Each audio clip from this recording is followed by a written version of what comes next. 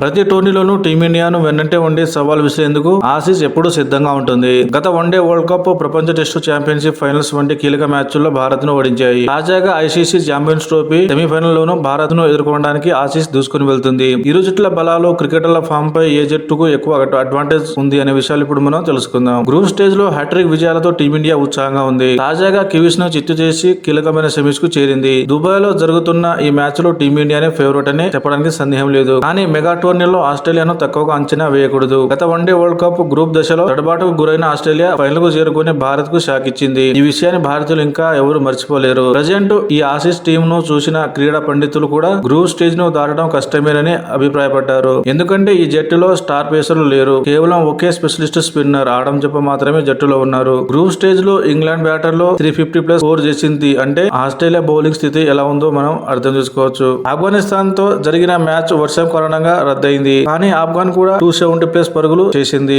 Mitchell Starc, Pat Cummins, Josh Hazlewood వంటి పేసర్లు లేకపోవడంతో ఆ బౌలింగ్ బలహీనంగా మారింది. వీరంతా గాయాల కారణంగా టోర్నీకి దూరమైన విషయం తెలిసిందే. Spinner Johnson, Nathan Ellis, Gary షూస్ వంటి ఆటగాళ్లు ఉన్న అంతర్జాతీయ స్థాయిలో వారి అనుభవం చాలా తక్కువ. టీమిండియాతో పోలిస్తే ఆసీస్ పేస్ విభాగం చాలా బలహీనంగా కనిపిస్తుంది. ఈసారి ఆస్ట్రేలియా టీం బలమైన బ్యాటింగ్ తోనే ఛాంపియన్స్ ట్రోఫీకి దిగింది. అంతర్జాతీయ మ్యాచ్ లో ప్రత్యేకంగా భారత్ పై ఆడే సమయంలో ట్రావిస్ హెడ్ ఫామ్ లోకి వచ్చారు. ఇంగ్లాండ్ తో జరిగిన మ్యాచ్ లో విఫలమైన ఆఫ్ఘాన్ తో జరిగిన మ్యాచ్ లో హాఫ్ సెంచరీ సాధించడం ద్వారా తమ ఫామ్ చాటుకున్నారు. మాథ్యూ షాట్ కూడా స్థిరంగా ఆడుతున్నారు. కానీ దురదృష్టవశాత్తు గాయంతో టోర్నీ నుంచి తప్పుకోవాల్సి వచ్చింది. అతని స్థానంలో ఆల్రౌండర్ కూపర్ అవకాశం దక్కింది. షాట్ కు బదులుగా బేక్ ఫ్రేజర్ ఓపెనర్ గా బరిలోకి దిగే అవకాశం ఉంది. ట్రావిస్ హెడ్ తరహాలోనే దూకుడుగా ఆడే బేక్ భారత బౌలింగ్ కు పెద్ద ప్రమాదం అవుతాడనేది క్రికెట్ విశ్లేషకుల అంచనా. మిడిల్ ఆర్డర్ లో Labuschagne, Josh Inglis, Alex Carey వంటి బ్యాటర్లు చాలా ప్రమాదకరమైన వారు. అంతకు ముందు ఫామ్ కోల్పోయి ఇబ్బంది పడిన గ్లెన్ మాక్స్వెల్ కూడా ఇప్పుడు బ్యాట్ ను జులిపించడం ప్రారంభించారు. కెప్టెన్ స్మిత్ గురించి చెప్పాలంటే అతను నిజంగా క్లాస్ ఆటగాడు. అతని ఫామ్ సంబంధం లేకుండా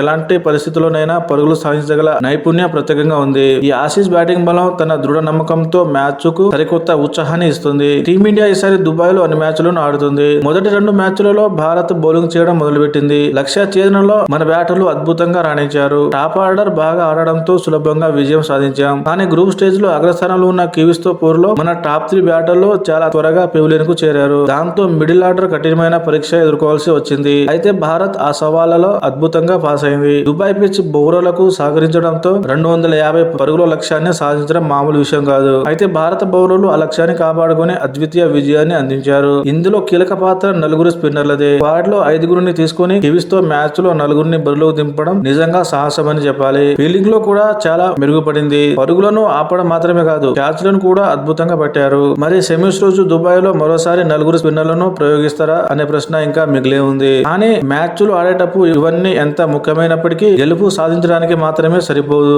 ఆ రోజు ఎవరు మెరుగ్గా ఆడతారో వారు గెలుస్తారు. గత వన్డే వరల్డ్ కప్ ఫైనల్ అనేది అటువంటి ఒక ఉదాహరణ. టీమిండియా ఆ సమయంలో వరుసగా 10 మ్యాచ్లు గెలిచింది. కానీ ఫైనల్లో ఆసీస్ మెరుగ్గా ఆడి కప్పు గెలుచుకుంది. స్వదేశంలో జరిగిన మ్యాచ్ లో భారత్ పరాజయం పాలైంది, కప్ ను కోల్పోయింది. ఇప్పుడు కూడా ఆసీస్ ను ఓడించాలంటే వారి ఆటగాళ్ల ప్రదర్శన మెరుగ్గా ఉండాలి. ఐసీసీ టోర్నీలో ఆడేటప్పుడు ఆసీస్ తమ పూర్తి శక్తిని అద్భుతంగా ఉపయోగిస్తున్నారు. ఇది వారి ప్రత్యేకత. దాదాపు 8 సంవత్సరాల తర్వాత జరిగే ఛాంపియన్స్ ట్రోఫీని గెలుచుకోవాలంటే టీమిండియా ముందుగా ఆసీస్ ను ఓడించవలసి ఉంటుంది.